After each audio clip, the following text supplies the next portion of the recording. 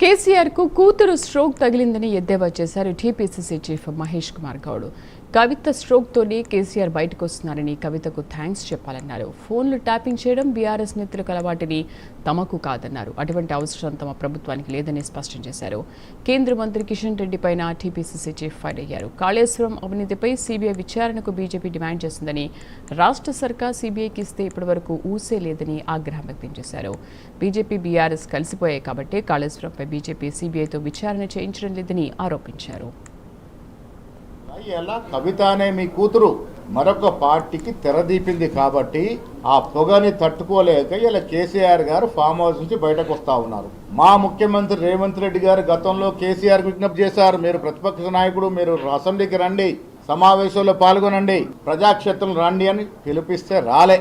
కానీ ఇలా కూతురు పెట్టిన కుంపటికి డాటర్ స్ట్రోక్ తోని బయటకు వస్తా ఉన్నాడు.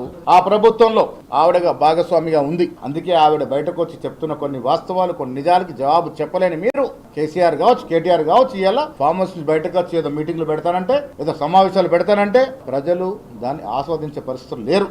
మేడిగడ్డ పైన దోపిడీ జరిగిందని మేము చెప్పి అసెంబ్లీలో సమావేశం పెట్టి చర్చించి అసెంబ్లీ ద్వారా దాన్ని సిబిఐకి అప్పచెప్తే ఇంతవరకు ఉలుకు పలుకు లేదు. కిషన్ రెడ్డి గారు, మీకు కేసీఆర్తో ఉన్న లోపాకర ఒప్పందం వల్ల దీని మీద చర్యలు లేవు. ఇవాళ ఎవరన్నీ మాట్లాడినా కాంగ్రెస్ పార్టీ బీద ప్రజల సంక్షేమానికి, అభివృద్ధి కట్టుబడి ఉంది. ఈ రాష్ట్రంలో కాంగ్రెస్ పార్టీకి తిరుగులేదు. ఏ పార్టీ మాకు పోటీ రాదు. ఫోన్ ట్యాపింగ్ చేయాల్సిన అవసరం మాకేమున్నది?